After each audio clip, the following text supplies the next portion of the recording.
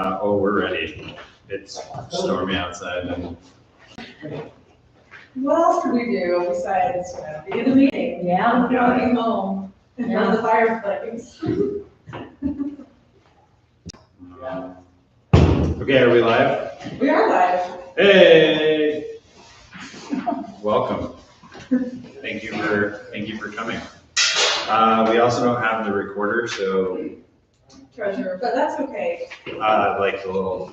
The recording, okay. Do you want to? It looks like YouTube is good. You want to record on your phone, you're welcome to. There's an audio. Do you want me recording. to? All these things that I just don't even, they're not on my radar. If you want, it's nice to have a backup just in case for some reason the YouTube didn't work.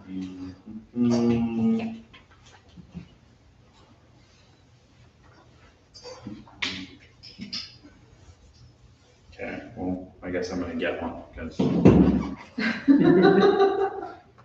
apparently there's not one by default. Why would you want to record it? Where?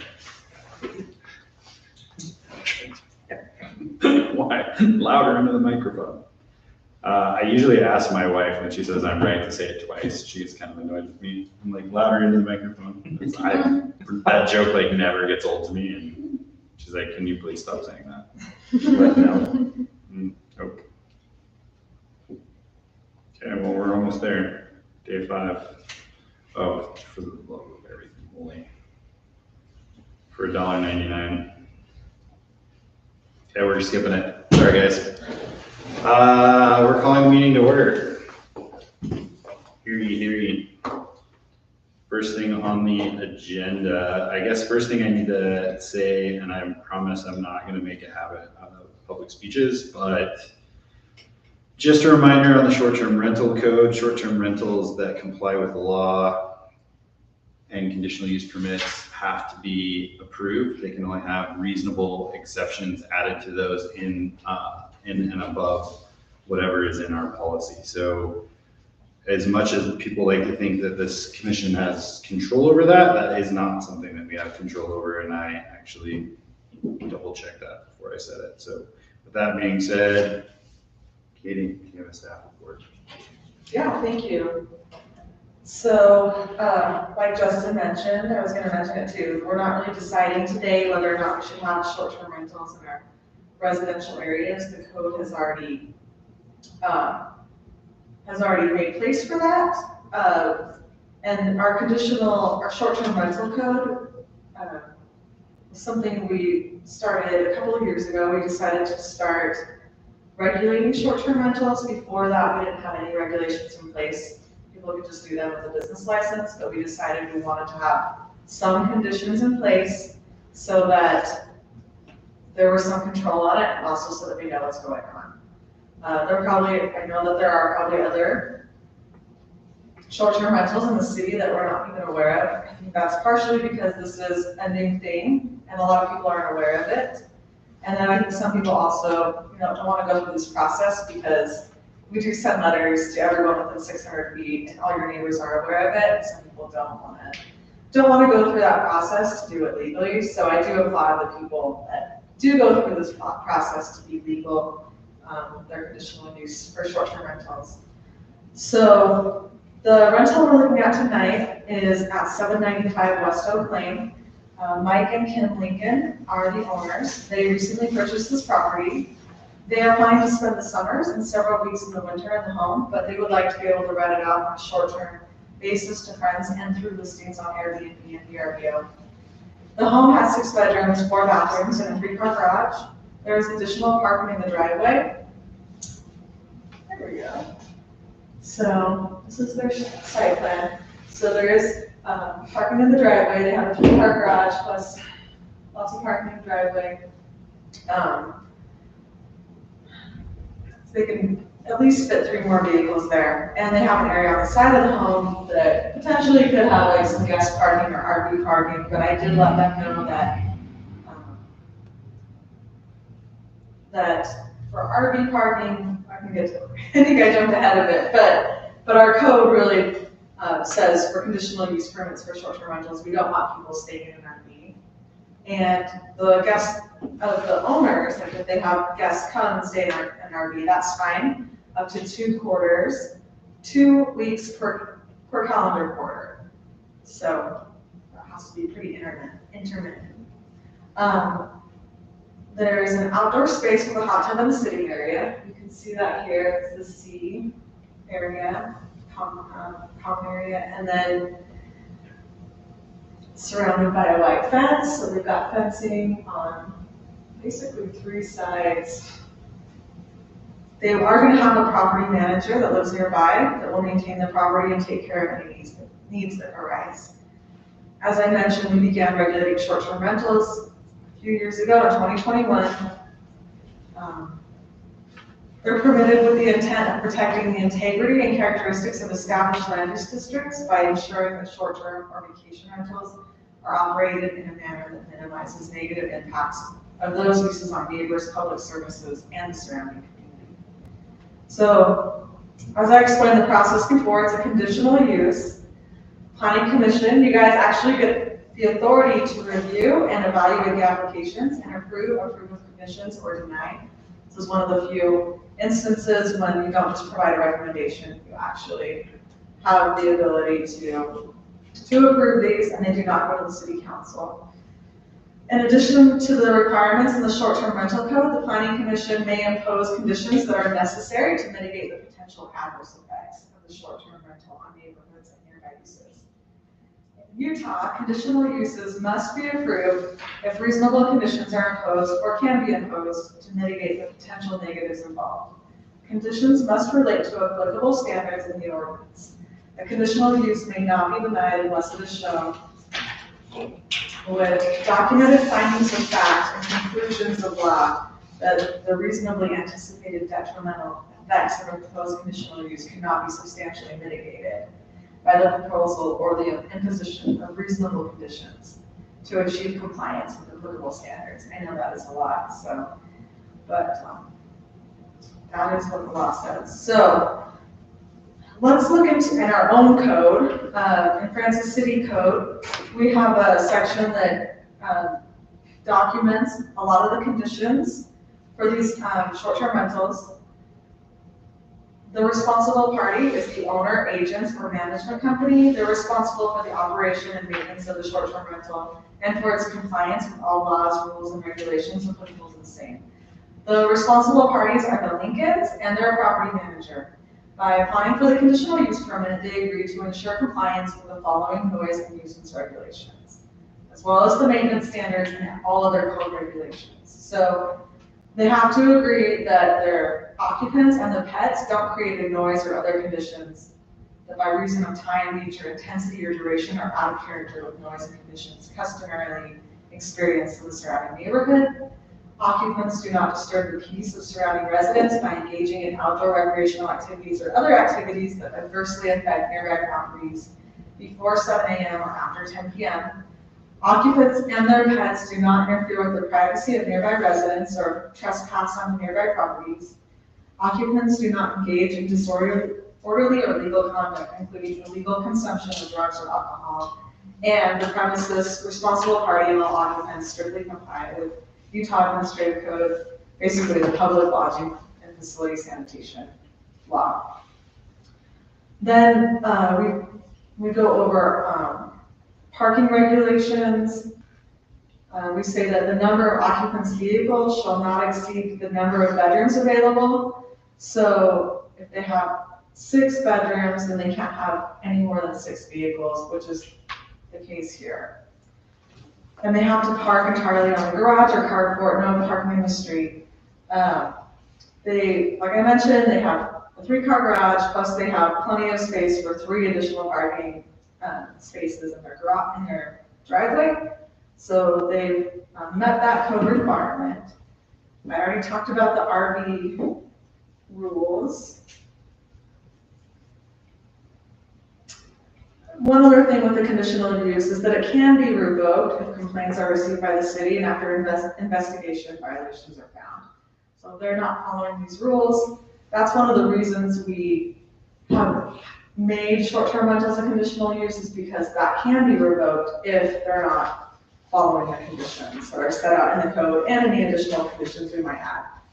So I recommend reviewing this and then either reviewing it and approving it as is, or approving it with conditions if you feel like there's other conditions in this circumstance that need to be addressed to mitigate adverse effects on the community. This is a public hearing item. I do have a couple of, actually 3 written comments to read, but anyone else is welcome to comment as well. And we did give notice of this, and that included sending it to everyone within 600 feet. So, the applicants were not able to be here tonight. They were here recently, I talked with them in person, but they wanted to be here but weren't able to be here. So they sent me a letter to read. They have actually 2, but I think I'll just read the one because they're pretty similar. This is the most recent. Hello, Planning Commission, neighbors, and Francis residents. Thank you for your consideration of this conditional use permit. My wife, daughters, and I are excited and blessed to have had the opportunity to purchase this home in this great community and look forward to many great years in this beautiful area. We have been coming to the area for over 20 years as a family and absolutely love everything about it. Our application for a conditional use permit is simply to have the opportunity to rent the property for a short part of the year, should we decide to do so. We expect to spend a great deal of time in the home, likely June 1st through late October, as well as several weeks over the winter months. In the months that we are now spending time at the property, we would appreciate the opportunity to rent it out to our friends, as well as through listings on Airbnb and VRBO. We will have a full-time property manager that lives 5 minutes away that would be available at all times to tend to anything that would be needed. We have the utmost respect for the concerns and views of our neighbors, and in no way want to inconvenience or disturb them. We love the neighborhood and have rented a home Airbnb just down the street in the Wild Willow community for the last several years. We will have strict house rules as it relates to who we allow to rent, and would have a zero tolerance policy on anything that would disturb the neighborhood. Quiet time is understood to be 10 p.m. to 7 a.m. Zoning chapter, the one that we just went through, has been reviewed and understood. Thank you again for your consideration, and should you need anything or have additional questions, feel free to reach out to us directly. Additionally, Mike will be at the home moving in furniture from November 1st through November 7th. Feel free to stop by and introduce yourself, as we would love to meet all of you. All the best, Mike and Ken Lincoln. Would you like me to read the public comments now, or do you want to have a discussion first? Go ahead, let's just get your part done, I think. Okay, I'm going to read the one that I just received this afternoon. This is from Jose Duran Navarro. Said, we agree these permits be approved because we are required seniors and we need additional income. Retirement income is very low. We are seniors, we are not preferred by companies to work. We need income to maintain our properties, for our food, to pay bills, for our house, health, transportation. Thank you very much. Joseph Durant and Maria Varela, resident of Francis, Utah. Okay, the next one is from Jennifer Gaia. She says, I am writing to express my opposition to the approval of the application for a short-term rental at 795 West Oak Lane. As someone who lives in the neighborhood, I do not want to see business buying homes to use for as short-term rentals. The businesses are not involved in our community, not living in the community, and often not caring about the daily maintenance, increase in traffic, or increase in noise that renters can create. On another note, when we encourage business to buy homes in our neighborhood, the families that want to live in these homes are often priced out of affording these homes. As we know, affordable housing in our community and our state is a problem. Instead, we keep developing more open space in our valley to create more housing that then can also be brought by business and turned into short-term rentals. There are areas in Park City, Salt Lake City, and St. George that are also dealing with business buying homes instead of families. Until we understand what we can do to prevent business from outpricing families for home purchases, I believe that Francis City Planning Commission should not allow short-term rentals in our community. Other cities have banned short-term rentals in their communities. Thank you. Jennifer Gaia, 910 Wild Rose Drive. And the last one is from Corey Dutton. She said, to whom it may concern, this property was just sold, perhaps to an investor who wants to turn it into a short-term rental in our neighborhood. As a resident of Francis and Wild Willow subdivision, where the property is located, I am asking that you please do not approve this as a short-term rental. Here are my reasons for this request. Short-term rentals are disseminating the housing market in both the US and globally. Look what's happening in cities in Italy and in Barcelona, Spain. Long-term renters cannot find housing because the majority of the available housing is being rented out as short-term rentals. This is a global problem. Short-term rentals are glorified hotels and don't belong in a quiet residential neighborhood like Wild Willow subdivision in Francis, Utah. Wild Willow is 98% owner occupants. It's not a mix of tenant occupants and owner occupants. If it were a neighborhood of, say, 50% tenant occupants, then a short-term rental could be considered as part of that mix. But only 2% of the homes in Wild Willow are being held as long-term rentals, and my guess is it is slightly less than that. I am asking, as a resident of Francis in the Wild Willow subdivision that the subject property is located, that you do not approve this conditional use permit. I also ask that you enforce the others in the neighborhood that may be doing it illegally. If you check FSBO, Booking.com, and Airbnb, and you'll see there are several of them in Francis right now. I'm not sure if they have permits. Thank you for your time, consideration, and for all you do for the community. You are so appreciated, Corey. One thing I want to address from that last letter is about the other short-term rentals that are operating. We actually are not allowed to enforce that they come in and get permits from us. We can't go onto the Airbnb website and look them up and then send them letters and say, hey, you got to come in. The state of Utah has said that we're not allowed to do that unless we get a complaint. We had that happen recently, actually. We had some complaints with the property. So then did go onto the Airbnb and VRBO. I did see that it was a short-term rental, and I asked them to come in and go through this process. They have decided at this point that they're still thinking about it, and they don't have it up there right now. But the other ones that I actually have seen on there now, because I have been on, I know that there are some operating, but I'm not allowed to enforce this conditional use from just going on the website. If there are complaints, then we'll look into it. So that's a little background on that. So let it be noted in the record, if you have a problem with short-term rentals, go on the site, report every short-term rental. Right, if you suspect that if you have some noise issues or lots of parking on the street or some weird things happening, just, let me know, and then we can look into that, and they can go through this process if they want to keep doing it. So that is it for me and for the public comments that were written, but we should open it up to the public here as well, So if you would, step up to our lovely podium. If you want to. If you want to. So, Or I guess since it's not, is it connected? Oh, it's just So connected to. this is really not what I'm here for, but I do have a question about revoking the conditional use permit. If something is allowed, what does it look like to revoke that if there are complaints about it? And can you be selective in what ones you approve and what ones you don't? So right now, there's no way to prevent corporations from buying properties. You either just don't allow them or you do. Or like what we've done is we allow them with a conditional use. So we're putting additional conditions on this type of use, which we've outlined in our code, and the planning commission may add some for this specific property.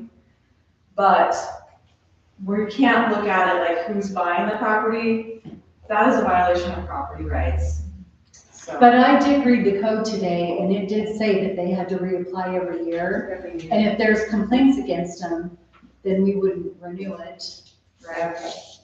Yeah. But does that take a year, or if there are complaints, No. can that be revoked? Yes, if they're in violation of the amendment as it's written, their business, essentially business license or conditional use permit, depending on how you want to look at it, would be revoked, and then they, in theory, can no longer. Yeah, so. And then what was your name again? My name's Colette Madsen. Thank you. Okay, so this here's the short-term rental portion of the code, and this is the last section, it deals with complaints. So what the process is that we get a complaint, we issue a warning. This is if they have a conditional use already. Then we let them know we issue a warning. So let me just start from the beginning. A first complaint will result in an investigation, and if warranted, the city will issue a written warning to the responsible party. Said warning shall provide notice of the complaint, a description of any violation, and actions. If Flickers is coming, maybe. Yeah, come on, you can do it. We'll just read it from here. But Okay. it's on that display. Come on. Sorry, my HDMI splitter broke, and that was the only thing that it really liked to display from. So, let me just switch this over so I can at least see it on my display.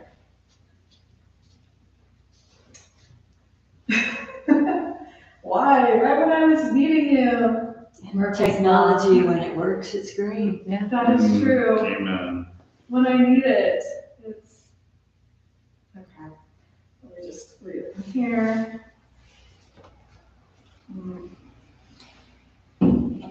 Katie, could we require like the property being rented as a short-term rental to be, I mean, we could require it to be like owner occupied. Oh my gosh, sorry. So just a few options that I'm Yeah. gonna throw out there and tell me which of these would be legally feasible. Okay. Could we require short-term rentals to be owner occupied? So like it could be as a, like if they have a basement to rent out, they could rent out their basement, Yeah. but they must live in the rental. Or I believe we have that in place right now. There's a home on Aspen.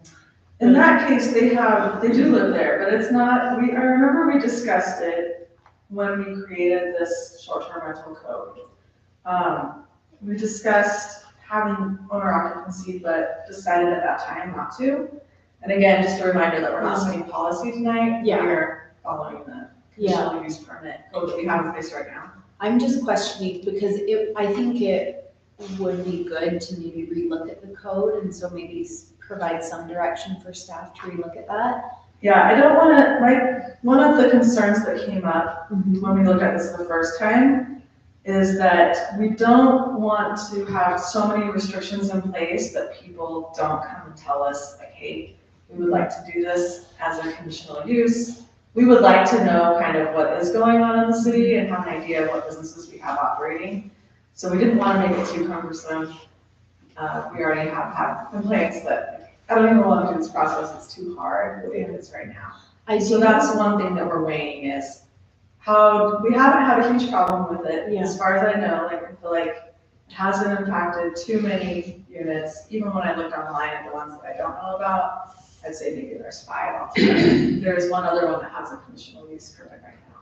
So there's one that we know about, probably a few other that we don't technically know about, and then this one, so.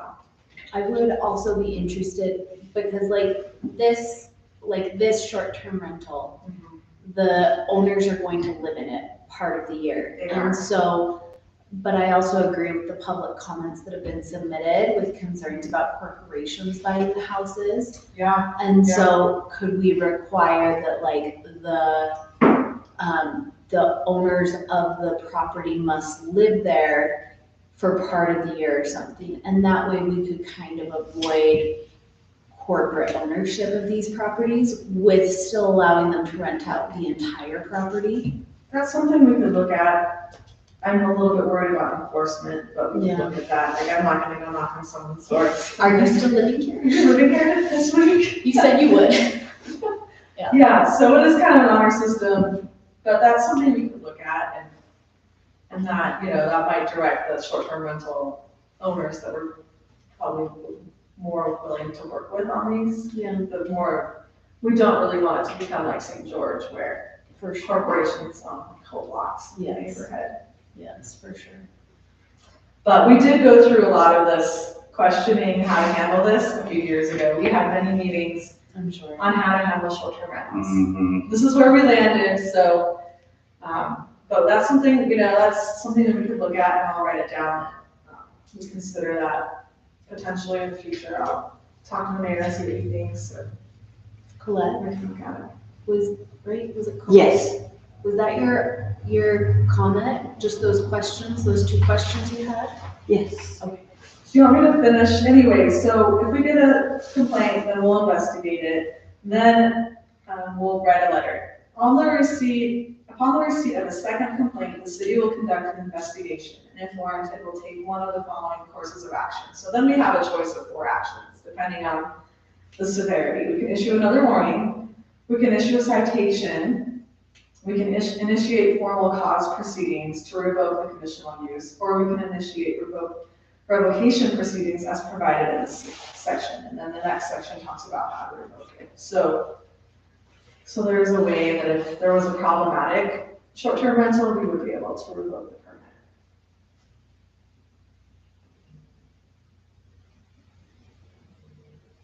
Maybe we should just unplug it. It's like giving Is it? horror Hmm. vibes. Okay, I'm just gonna unplug the HDMI. If it does anything crazy, I'm sorry. Might start playing TV or something. Okay, did anybody else want to make public comment? Miss? No? Okay, with that, we're closing public comment. McKenna, since you started, go for it. Do you have anything you want to add or conditions, reasonable conditions that you'd like to add to the process? I don't have any additional conditions. I think that the ones that Katie has outlined, A through E, are sufficient. And I think that given that the owners of the property will be living on site at least part of the year, that it does kind of address the concerns that the other 2 commenters had.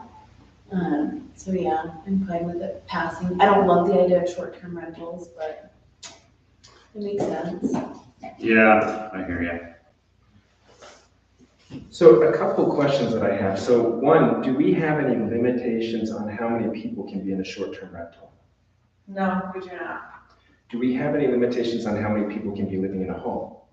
No. We have a limitation on how many unrelated people can be living in a home. Okay. That's like 4. Okay, so our fire code doesn't have any limitations there either? It Probably probably does. probably We does, probably have but- to ask the fire marshal. Yeah, I'm sure the fire code does, but that's not something I've ever Okay. addressed from the city standpoint. Okay, just thinking about this, I think the big issues that seem to be raised, and I would think about is traffic, of course, privacy and noise. But then the other thing, and this is just a pet peeve, is since I've been on the planning commission, it is the one consistent thread that people tell favorable stories that they don't plan to follow through on. And I wish that Mike and Kim were here to tell us their story. Right. But I don't like the representation that they will be there a big chunk of the year if they're not planning to stick to that. And so I think some reasonable conditions that we should impose is saying that they aren't allowed to rent from June 1st to the end of October, because they're saying they're not going to be there. And that's when traffic is the most dangerous in our neighborhoods, because that's when kids are out playing. And I think we should also consider putting some maximum occupancy restrictions on the short-term rental. I think that would be really hard to do, because if you've got a short-term rental with like 2 bedrooms versus one that like this has 6 bedrooms. Sure. I mean, it's conditional, right? Everyone's coming through us, so I guess we could impose those because we get to see every single one. Well, and I know it would be hard to impose or to enforce, but I think even simple things like, having that condition in place, they probably put that in their listing. I think the websites at some level enforce some of that. Actually, Katie or Chair, I think I'm gonna take back my statement and just recommend that we table this until they're here in person. I think that any applicants should be in person to the board or to the commission. So. We have to have a reason why we need more information on this. And it doesn't say in our code that they have to be here. Gotcha. So I don't think that we can require that if we don't have it, that it's a requirement. I know some municipalities do require that applicants be there to represent, but we don't require that, so. I mean, I'm not denying it, I'm just recommending that we table it until they. But we have to have like a reason why we need, like what information do you need? Where do they live full-time? They're from California. You're so funny. So I think we've heard a couple conditions that might make sense in this case, where they said that they're gonna live in the property. Yeah. Part of the time that makes sense, or, sorry, Rich, I know you had another one that was, I thought, okay. So maximum occupancy, Now, maybe we can do that in this case, if they have 6 bedrooms, so we can think about, 12 occupants. well, I think like sometimes they'll have Bunk a rooms. room or, Yeah. yeah. So if something like I happen to be looking at a rental right now, I think we've all stayed in VRBOs, Airbnbs at one point or time or the other. Happen to be looking for one right now in St. George in a couple months. It's a 5-bedroom, 4-bath is like what we're looking for, and it has, I think, like 22 occupants is what it has on that one. So, That is a party. yeah. Again, they are limited on the number of vehicles. They can only have 6 vehicles, which that does limit things quite a bit. You figure at most 7 passenger occupancy. I mean, just short of a bus.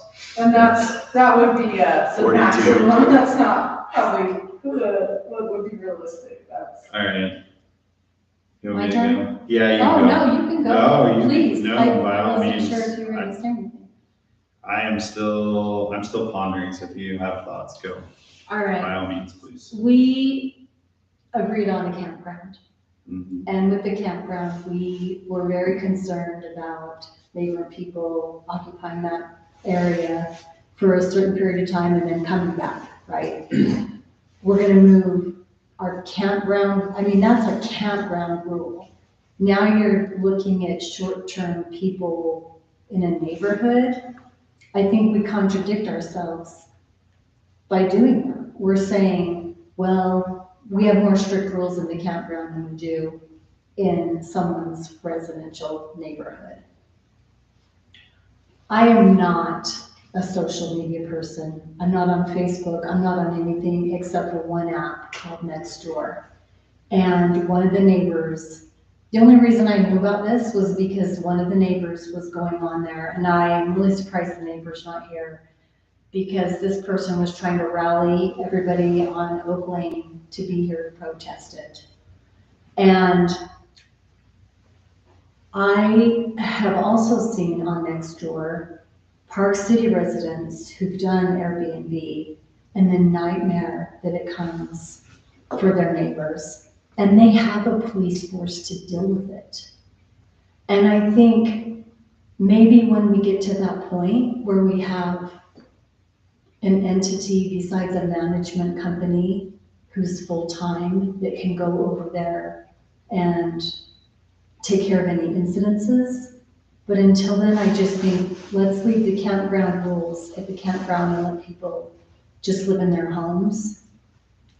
The Olympics are coming. This is gonna be like in 10 years, this is not the first time we're gonna see this.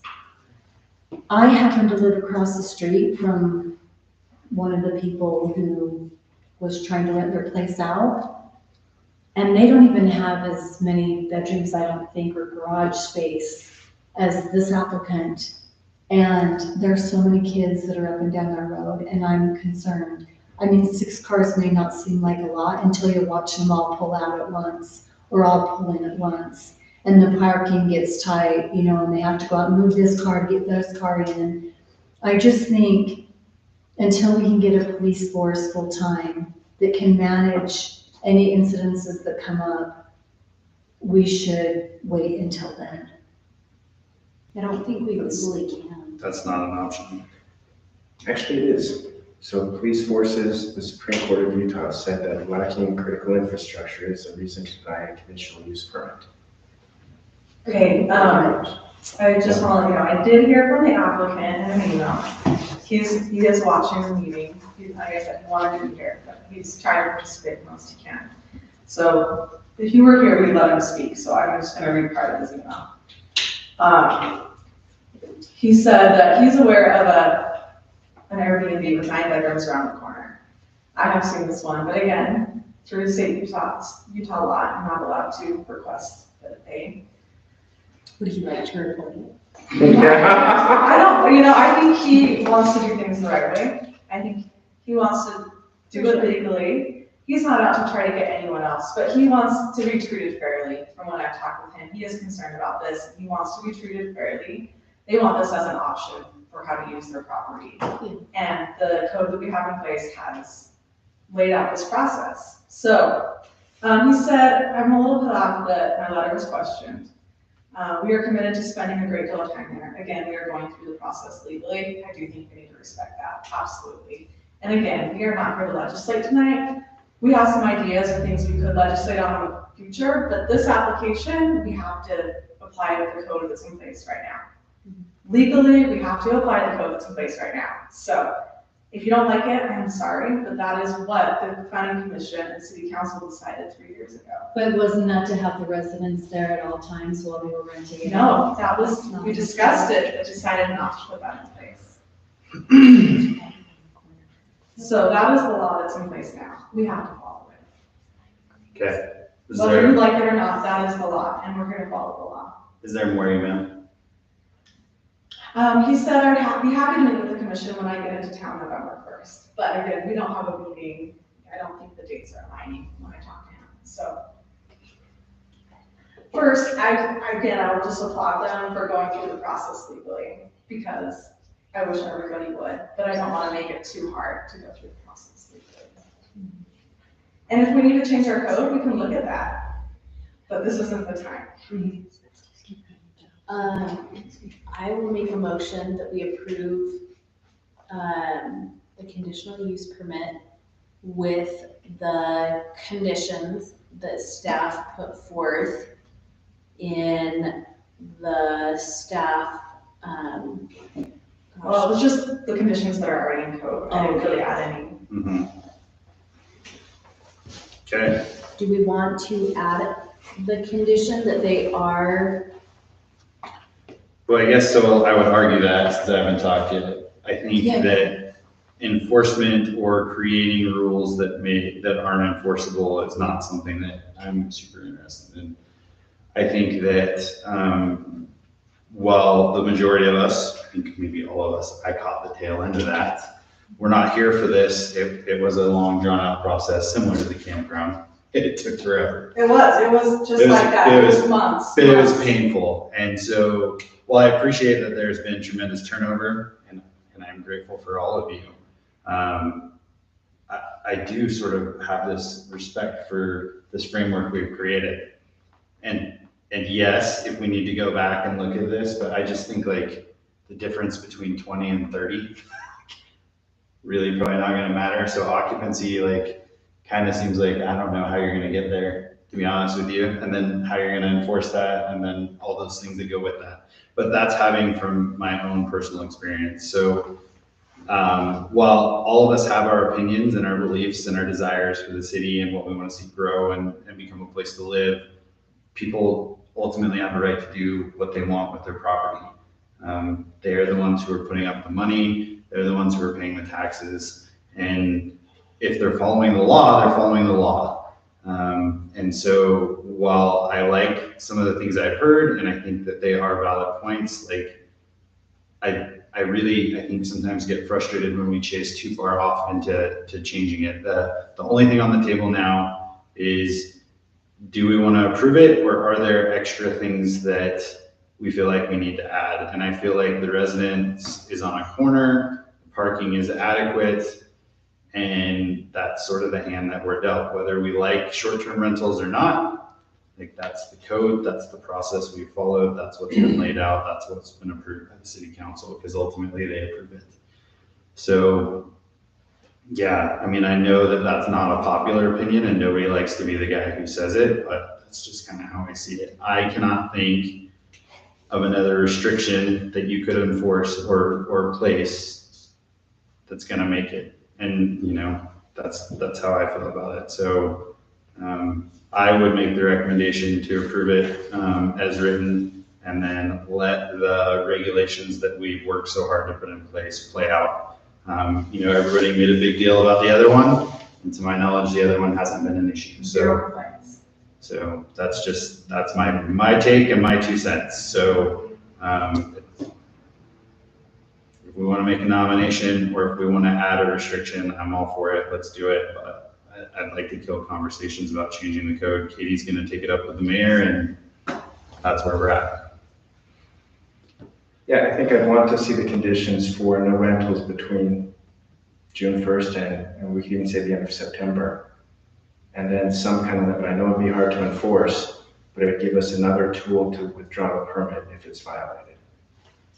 Do you want to table it then, or are you saying that you want to table it till we get more information? No, and I'm saying we could just add those restrictions, those conditions. Just like the applicant said that they would live there from June to October. Yeah.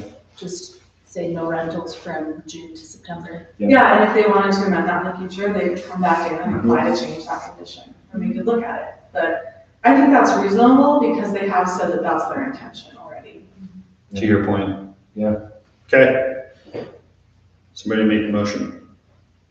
Oh, you made a motion already. I don't know if I can. Can I make a motion? You did. I think you, All right, I motion that we approve it with the conditions outlined by Rich, that it be owner occupied during the time frame in which the owners have stated they would be there.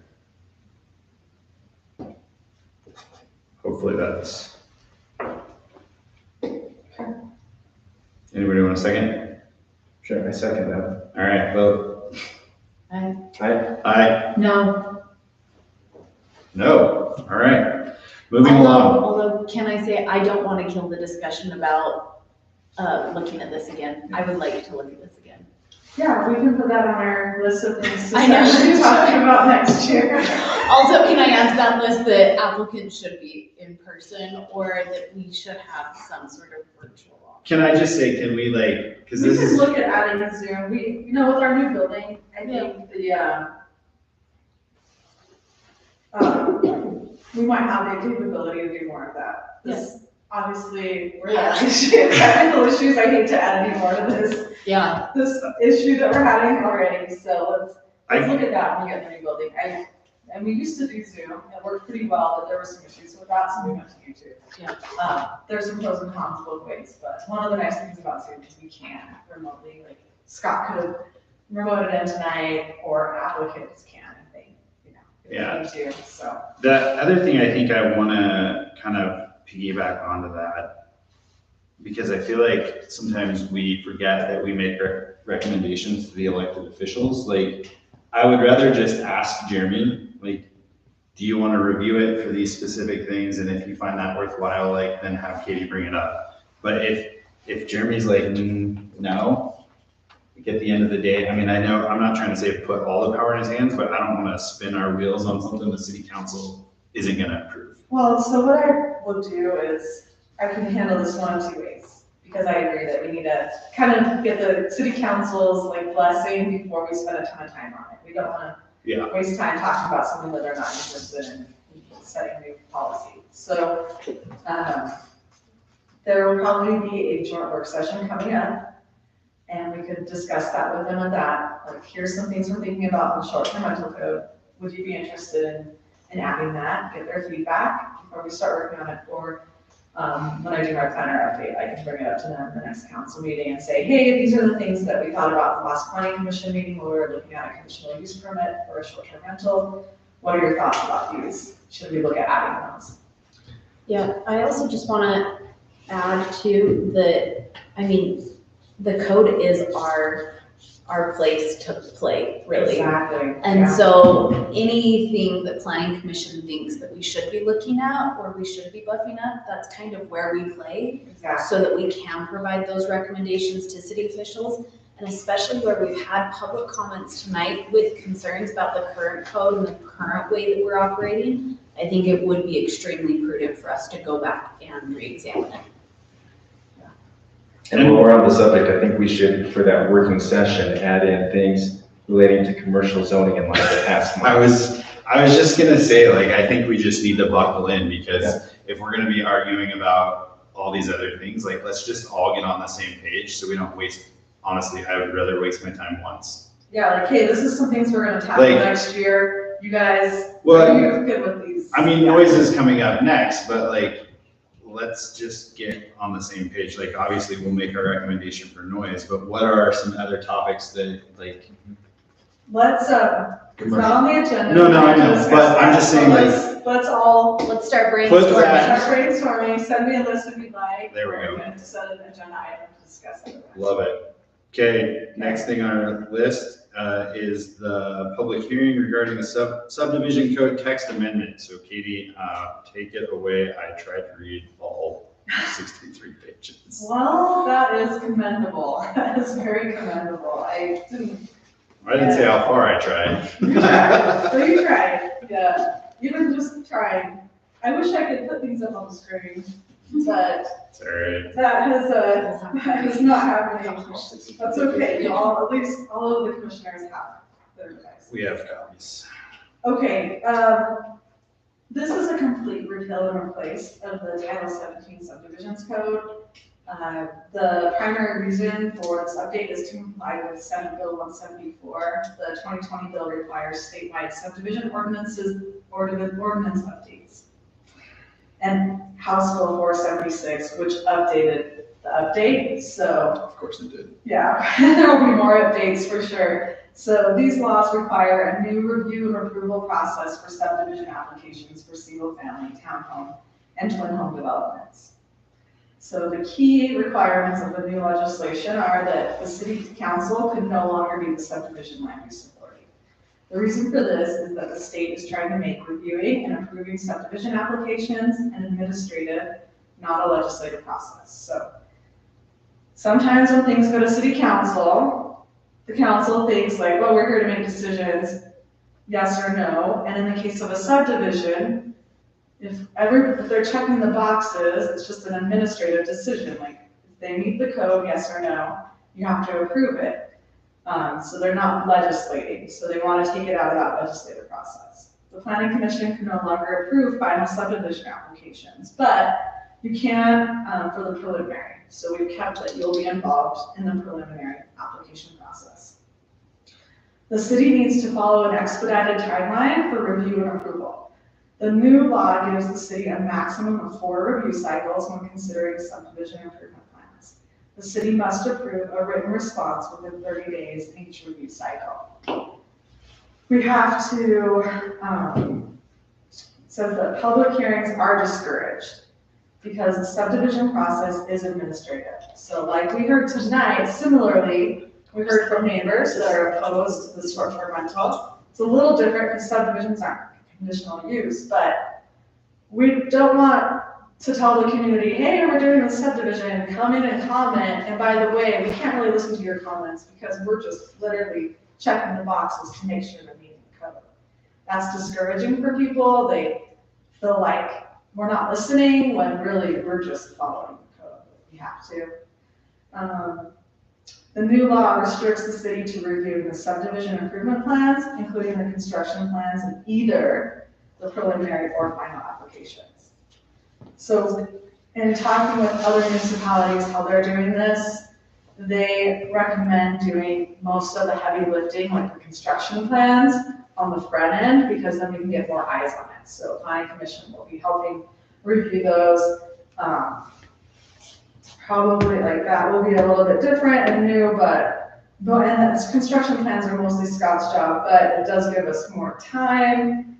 It's just, we're gonna ask for everything up front, where in the past we asked for less up front, but now we're just gonna ask for everything up front and have more time, more people looking at it. So,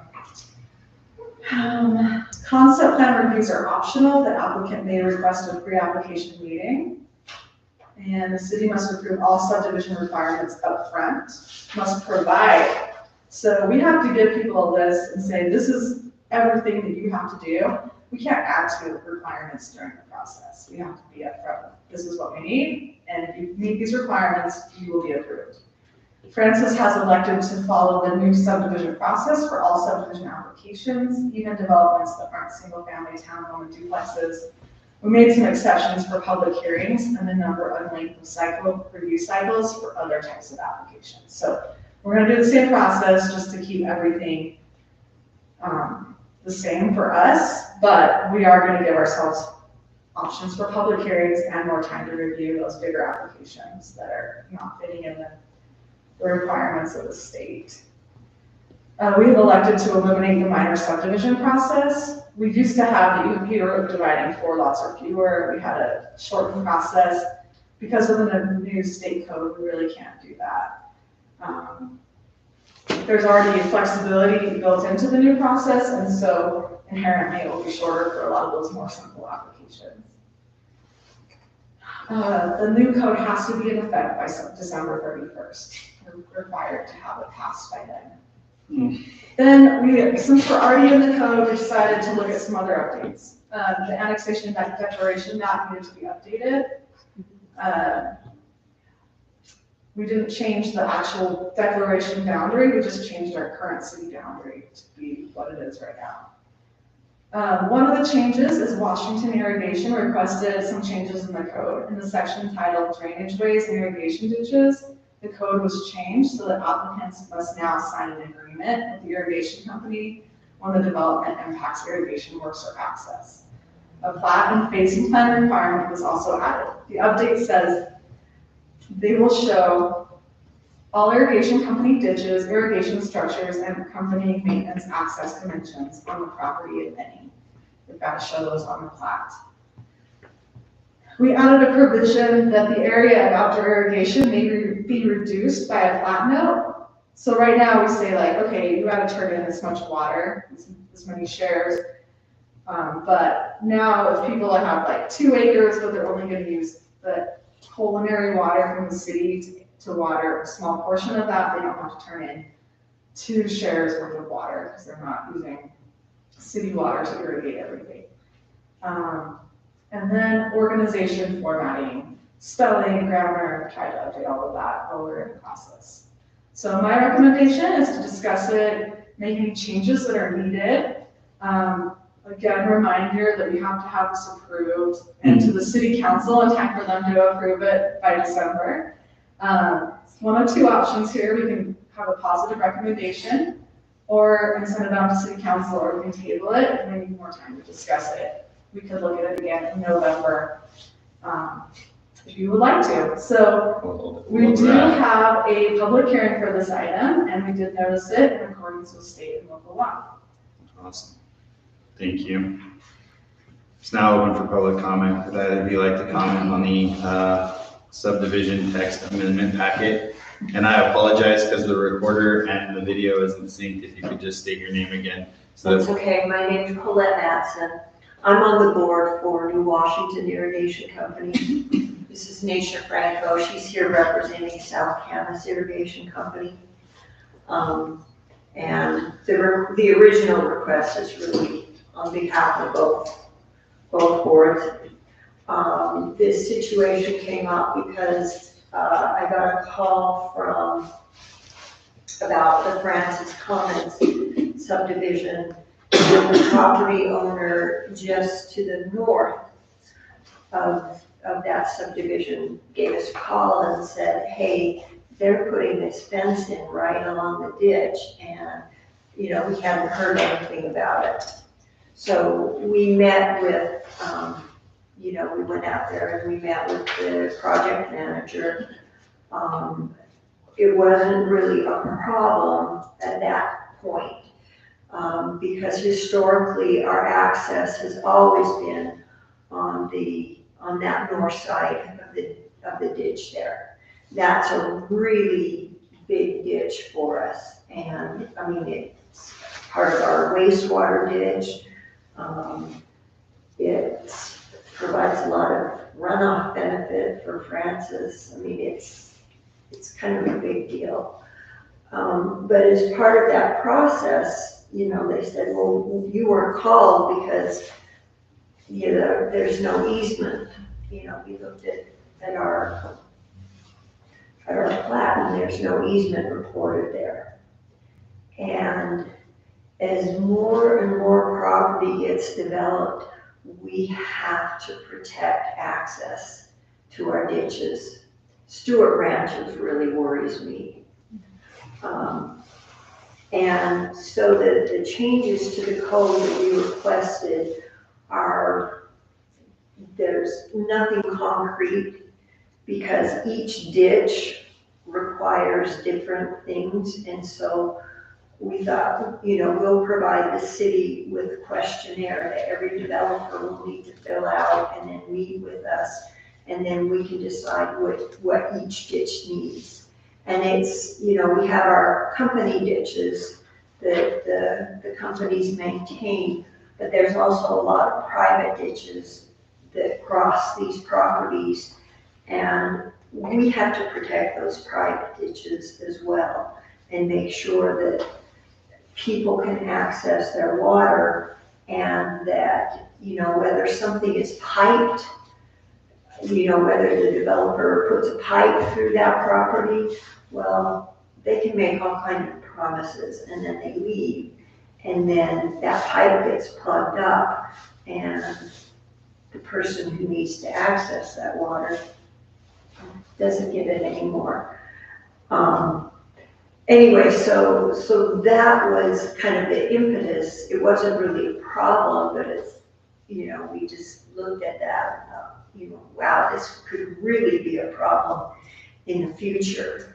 And that, yes, the companies could go to a lot of expense and put easements on where we have prescriptive easements on all the ditches at the moment. But the law on that is very, very vague. And so, but that puts all the cost on not only the irrigation users, but all the culinary users in Francis City, because the cost of doing that is going to be passed on to all the shareholders. And it really should be on the developer to come to us, put an easement there if that's what's needed, or, do whatever is requested to protect the access to those ditches. So, I don't know. Do you want me to tell my story? Yeah. Could I ask you a quick question before you sit down? Yes. So the code as it is now, does it protect your interests adequately, or are you still concerned with it? So no, it doesn't.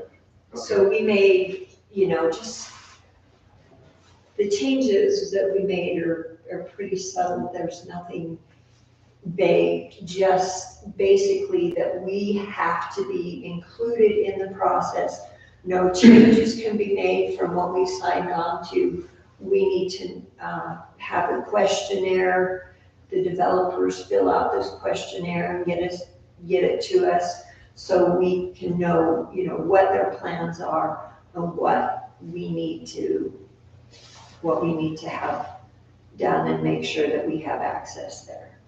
So it's not a one size fits all. I guess let me follow up because It's leeway. I'm reading it. So existing natural drainage and irrigation ditches or right of way shall be preserved. Notification, an agreement, and a recommendation from the irrigation company shall be required for development in certain circumstances as determined by the city when the development impacts irrigation work or access. When required, a committee shall be organized to review the impact on a drainage way and irrigation ditch. That committee will be comprised of Scott, a member of the planning commission, and a member of the city council, and the development engineer and a representative from each water company. And then they would, I assume, all have to vote and agree. Is that how I'm? Yeah, and a lot of that is from the old code, but there is that new requirement that they have an agreement. I guess what, ladies, in addition to that would be required, because this seems, rather open, like it has to be preserved, you have to be notified, and you have to give a recommendation, and in the event of a dispute, we all have to come together. So I'm at a loss for what more we need. So, would you like to, you answer and I'll back up your answer. So just that, because Francis, has been good with us about sending developers and having us sign the plats.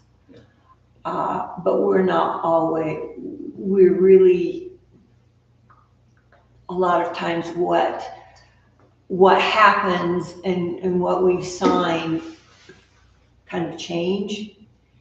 And we're not really included in everything. And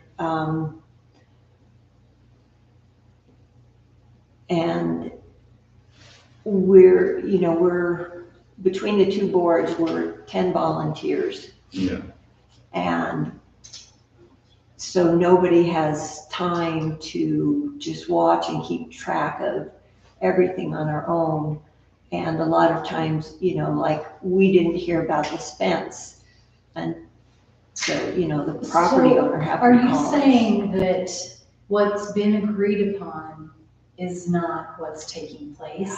Like the developer? Yeah, I mean, the ditches are kind of, and some developers are better than others about talking to us.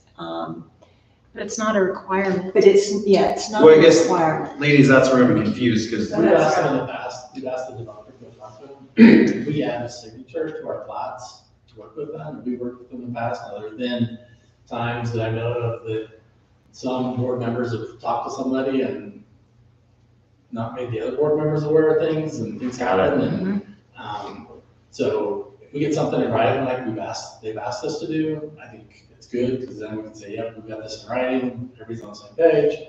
We've worked in the past, but there have been some issues that somebody said one thing, somebody said another, and then it gets done, and then everybody's like, no, that's not what we agreed to.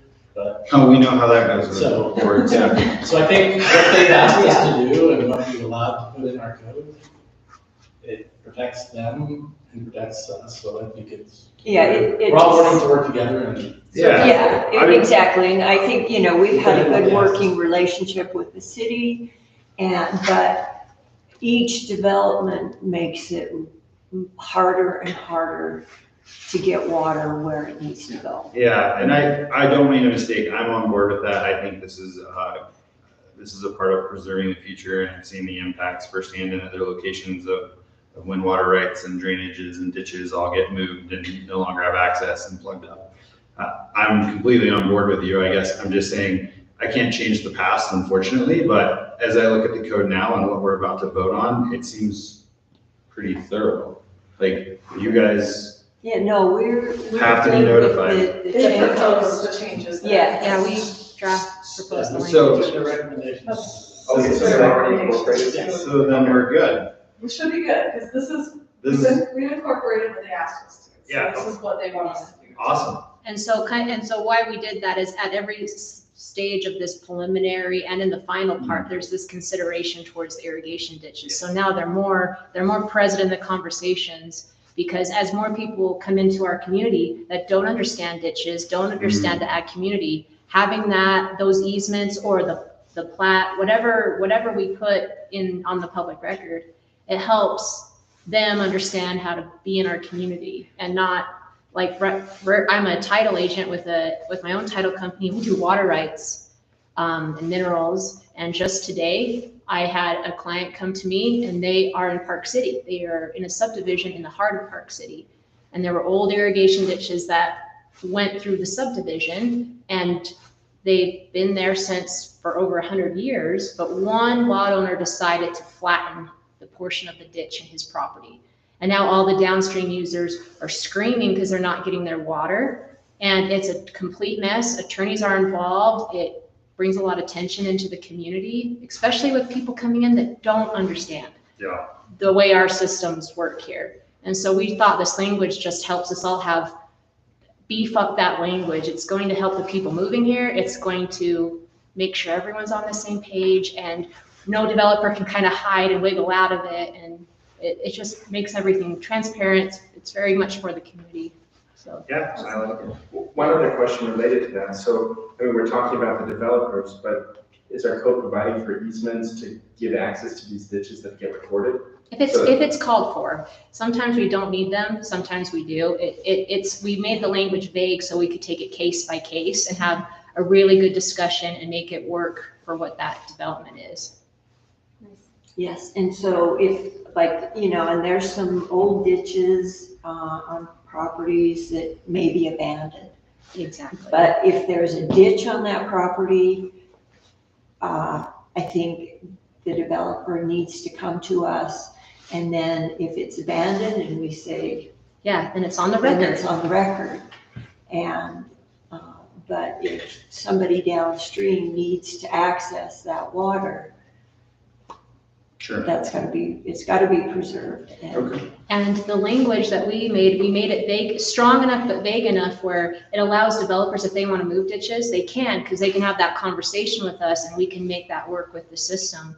So that's what we thought. It was strong, but it was vague, but it helped us all to have the dialogue. Well, ladies, I just want to say thank you for your work on this.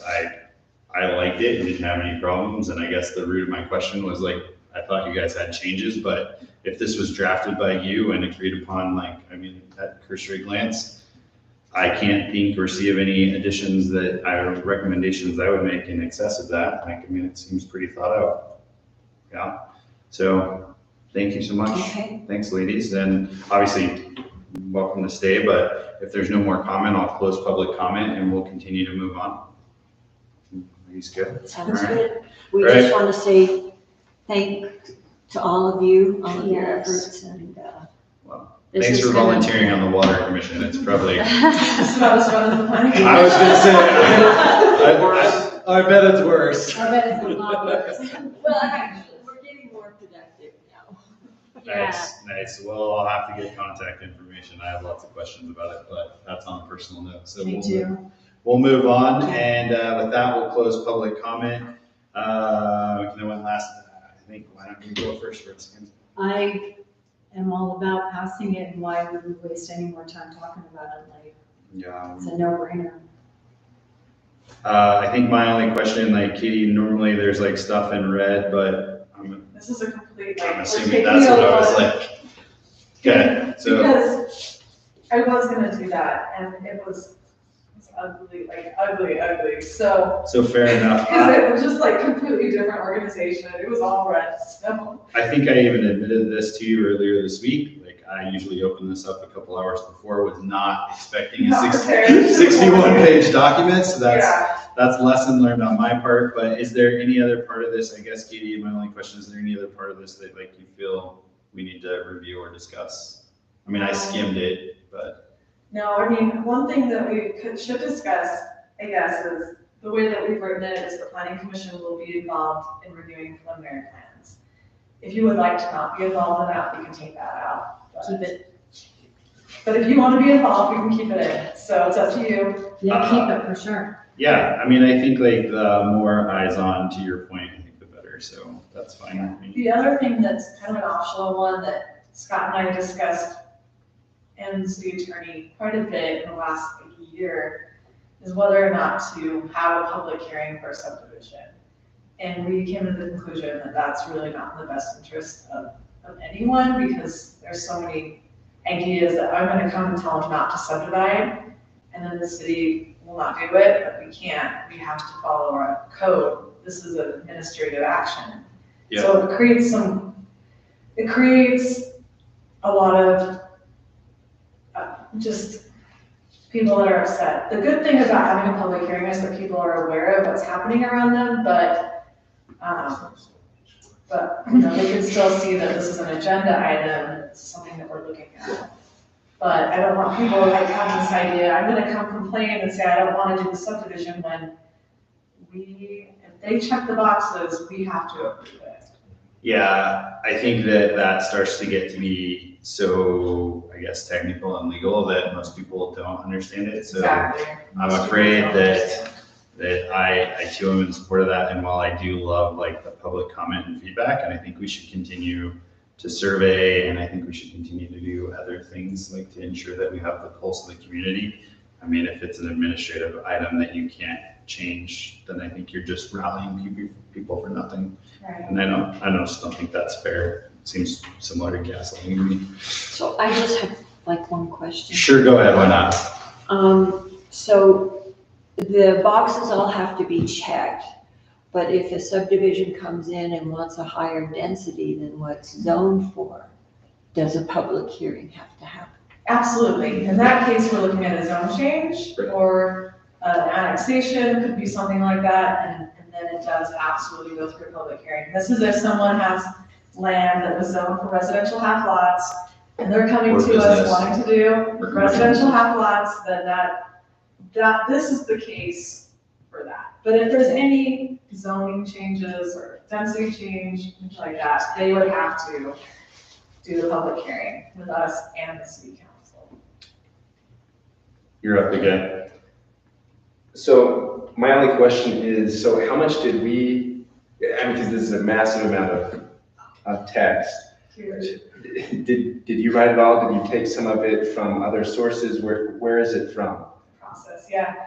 So the state gave us money through the Division of Workforce Services. They gave each municipality, especially the smaller ones, money to have certain qualified people help with these updates. Our city attorney happened to be on that list, so he tackled the first part of it. And then I went through and we've gone through several cycles of back and forth on different policy changes. Okay, how do we want it? Do we want to include the planning commission? Do we want to have a public hearing? Do we want to tackle the bulk of this in preliminary, or do we want to tackle it in final? So the city attorney's been pretty heavily involved with, and I have, and then Scott as well has answered quite a few questions on things. So do we have any idea what other cities' code changes look like? Right, Are we so- kind of in the middle there? Are we an outlier? So we had, this is a fun story. So a week ago, we had a whole code in place. And then I went to a conference. It was a very timely conference, by the way. Of course. But I went to a land use planners conference last week in Provo.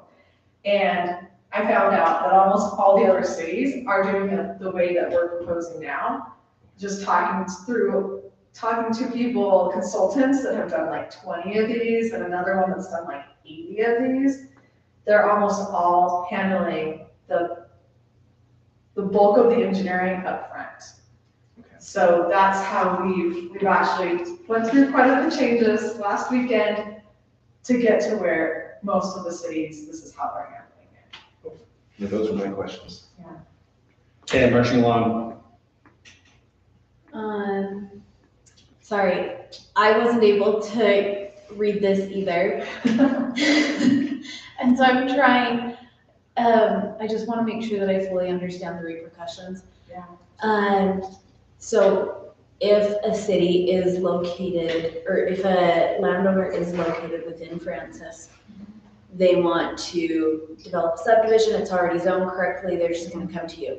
Yeah. Are there any design standards in the subdivision ordinance that I did not find? Page 57. There are a ton of standards in our subdivision ordinance for how we design our blocks, how we, like, pages and pages and pages of improvement designs. There's also a whole zoning code that they have to follow as well. So that's like lot sizes. But there are quite a few design standards in there. Okay. So one of them that we're sticking to, that we've had in place for a long time and we'll continue doing is, if we can't have more than 12 homes on a dead lot. Basically. You have to have multiple egress points if you have more than 12 homes on the lot. So that's something that comes up quite frequently, and we've kept that in there. But we really haven't changed any of our improvement standards or design standards when we put that, like, for blocks, creating blocks or any of that. That's stayed the same, just so. I'm wondering more about like requiring varying heights on houses, or requiring different, like, some need to be set back further, just so that there's some variance between the houses, so that it's not like, what is it, A Wrinkle in Time, where it's all the kids playing with the same ball outside of the same house at the same time, like just creating some variance within the subdivisions, especially if we're never gonna see it.